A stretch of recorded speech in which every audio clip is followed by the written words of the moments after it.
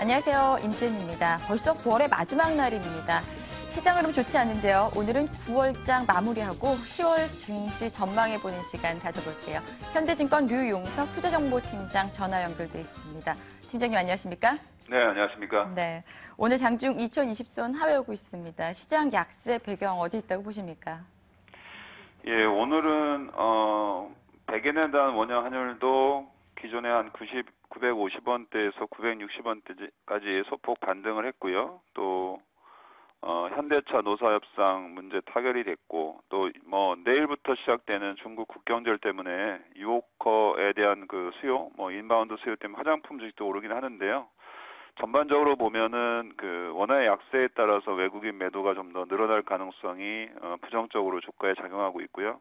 삼성전자 2% 빠지면서 실적 컨센서스가 더 내려갈 가능성이 좀 주가에 반영되는 것 같습니다. 네.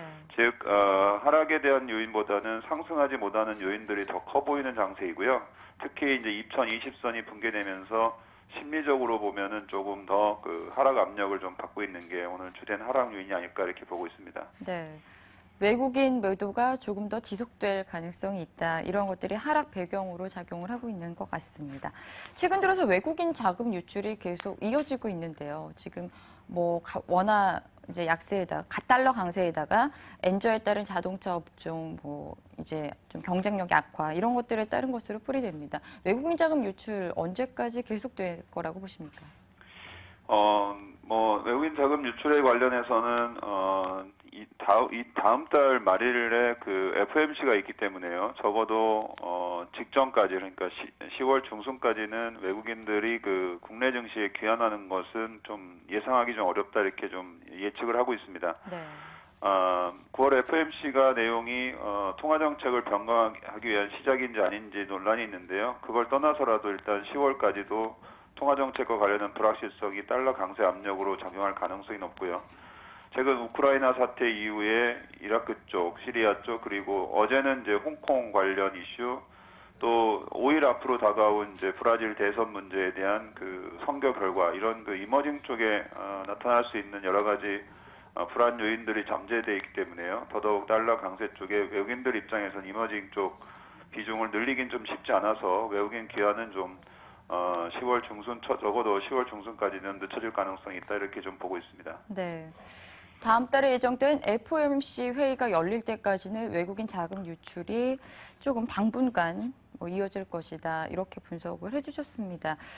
잠깐 말씀을 해주셨지만 홍콩의 민주화 시위가 계속되고 있습니다. 이 정세 불안 여파 얼마나 우려할 수준이라고 봐야 되는 걸까요? 우리 시장에 얼마나 영향을 미친다고 보십니까?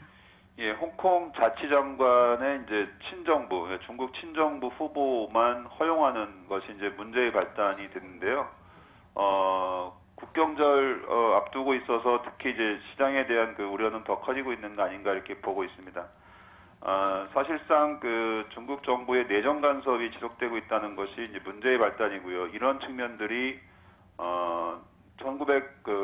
80년도, 90년도에 있었던 천안문 사태의 그 우려 이런 부분까지 지금 얘기가 되고 있는 상황인데요. 네. 일단 시장에서 저희들은 좀 지켜봐야 될 것 같습니다. 왜냐하면 시진핑 정부가 들어선 이후에 정치적 갈등이 좀 시장에 표면화된 건 사실입니다. 하지만 제2의 천안문 사태 우려까지 확대되는 것은 아니라는 것이 일단 중론으로 봐야 될 것 같고요.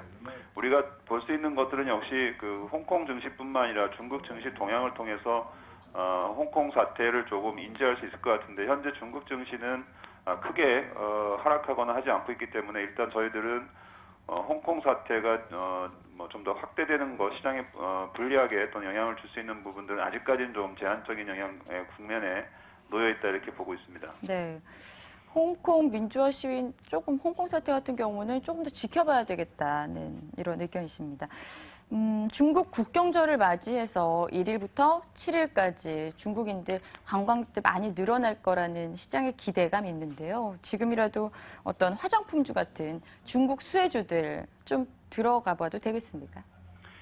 9월 중반 이후에 이제 증시 모멘텀이 약화되면서 증권업계에서 가장 많이 좀 관심을 쏟았던 부분들은 이제 중국 국경절 관련 인바운드 수요였던 것으로 볼 수 있습니다. 즉 이제 9월 중순부터 중국 국경절 인바운드 수요 때문에 특히 이제 보고서들이 많이 나왔고요. 그 중심이 화장품 주식에 대한 부분이 가장 컸던 것으로 보여지는데요. 네, 그렇습니다. 이런 부분 때문에 오히려 9월 중순 이후에 아마 화장품 주식이 재상승하는 좋은 기반이었던 것 같습니다. 하지만 일단 7일간 일단 휴장하게 되고요. 오히려 지금 시점에서 오히려 보면은 화장품 주식들은 기반영된 중국 수요를 기반영한 것이 아닌가 이런 측면도 있습니다. 따라서 이제 화장품 주식들의 그 장기 수요와 성장성은 인정하지만 단기적인 관점에서 본다면은 선반영된 국경적 수요라는 측면도 있어서 새로운 진입보다는 오히려 다다음 주 정도 이후에 이제 조정 예상이 있을 때 화장품 주식에 대한 진입 시점을 포착하는 것도 좋은 트레이딩 전략이 아닌가 이렇게 보고 있습니다. 네. 중국 국경절 수혜주 이미 좀 기반영됐다. 이러한 판단 해주셨습니다. 10월 증시로 좀 넘어가 볼게요. 크게 어떻게 전망하십니까?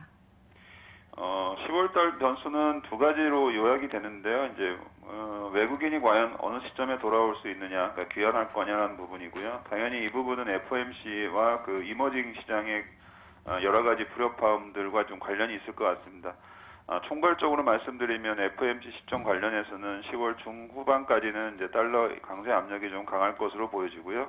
이머징 쪽에 대한 불안 요인도 감안해 본다면은 10월 초반 또는 중반 전까지는 외국인 매도 압력이 크다고 보고 있습니다. 당연히 수급적으로 좀 불리한 환경이라고 보고 있고요. 네.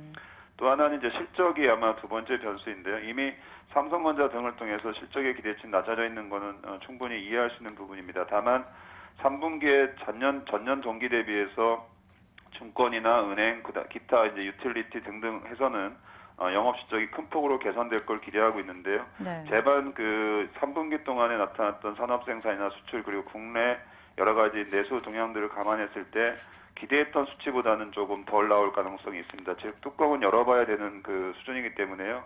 아무래도 실적에 대한 눈높이 낮아지는 작업들이 실적 본격 발표는 10월 중순까지 계속 이어질 가능성이 있어서 10월은 지수는 좀 어려울 것 같다는 생각이 들고요.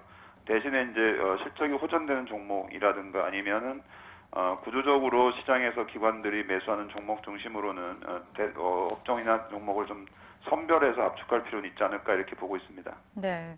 지금 3분기 실적에 대한 우려 굉장히 큰데요. 특히나 뭐 삼성전자가 이제 4조 원대 영업이익까지 전망이 내려간 상태더라고요. 목표 주가도 계속 내려가고 있는데요. 지금 이 3분기 실적, 뭐 호전되는 종목에 좀 주목을 해라 이렇게 말씀을 하셨는데 어떤 종목 좀 주목하면 좋을까요? 현재 그 대형주 내에서 좀 보게 되면 역시 SK 하이닉스는 실적이 이제 반도체 영향으로 좀 상향되고 있는 거고요. IT 내에서는 아마 유일하게 상향이 되고 있고요. 얼마 전까지 LG 디스플레이도 상향이 됐지만 그 애플 쪽에 문제가 발생하면서 아마 기대치를 낮추고 있는 것으로 일단 볼 수 있겠습니다. 그 밖에 보면은 한국전력이나 한전 KPS 같은 유틸리티 업종들이 이제 전통적으로 그 영업이익이 개선되는 쪽에서 턴어라운드가 이제 확실해지고 있고요. SK텔레콤 실적이 호전될 것으로 보여집니다. 아모레퍼시픽도 당연히 안정적으로 높은 이익 성장률을 지속할 것으로 예상이 되고 있는데요. 반대로 업종에서 보면은 이제 증권이나 은행 업종도 높은 그 영업 개선들을 예상하고 있지만 실제 은행 같은 경우는 동부제철 충당금 설정이라든가 NIM 개선이 좀 뚜렷하지 않은 점들이 기대치를 낮춰야 될 것 같고요. 증권주 역시도 비용 측면 제외하고는 영업이익 측면에서 거래대금이 큰 폭으로 증가하지 않은 측면이 있어서 좀 기대치를 낮춰야 될 것 같습니다. 네. 뭐 주목해봐야 될 종목들, SK 하이닉스, SK 텔레콤, 또 한전, 아모레퍼시픽 이런 종목들 짚어주셨습니다. 마지막으로 그 외 10월달 시장에서 주목해야 될 만한 어떤 변수들이 있다면 어떤 것들이 있을까요?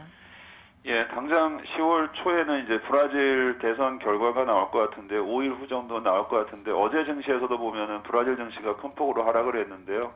아무래도 호세프 후보가 당선이 좀 가능성이 높은 것으로 관측이 됩니다. 호세프 후보는 이제 시장 개입을 주장하는 입장이어서 아마 시장에 부정적인 영향을 주는데 이 부분도 좀 상당히 신경 써야 되는 부분인 것 같고요. 또한 ECB 정책 회의 같은 경우에서 당장 그 드라기 총재가 통화 정책에 확대안을 내놓을 수 있는 거냐 아니면은 또다시 시간을 끌 건지에 대한 부분도 중요해 보입니다. 왜냐하면 시장이 기대할 수 있는 유동성에서 ECB 역할이 좀 크기 때문인데요. 만약에 시간을 지연한다면 또 실망할 수 있는 부분이게 됐고요. 국내 요인 가운데에서는 아무래도 세월호 지금 일단 이견을 좁혔다고 하는데요. 빠른 이견 조편이 오히려 그동안 늦춰졌던 입법안들이 좀 통과되는 점은 오히려 그 10월 달에 좀 기대할 수 있는 변수라고 보고 있고요. 중국과 관련해서도 역시 그 홍콩 문제뿐만 아니라 중국이 10월 달 정도 수준에서 추가적으로 경기 부양책을 내놓을 수 있는지 아니면 기존 입장대로 그 제한적인 수준에서 성장률을 조절하는 수준에 머무를지 역시 하반기 증시, 4분기 증시를 결정하는 중요한 키포인트가 아닌가 보고 있고요. 10월달 실적이 이제 사전 실적 외에도 10월 후반에 나타나는 본 실적 발표됐을 때 선반영 인식과 함께 이제 저점 주요 종목이나 업종에 대한 주요 저점이 형성이 되고요. 4분기 배당주에 대한 그 메리트 관점에서 배당 수요가 늘어날지 또 프로그램이 늘지 하는 부분들도 10월 중반 이후에 판가름 날 거로 보고 있습니다. 네. 브라질 대선과 ECB의 통화정책, 또 중국의 경기부양책 외에도 실적, 또 배당 기대감 이런 것들 다 주목해서 봐야 될 것 같습니다. 네, 고맙습니다. 네, 감사합니다. 네, 지금까지 현대증권 류용석 투자정보팀장이었습니다. 이 시각 시장 상황 살펴보시고요. 오프 더 레코드 이어가겠습니다.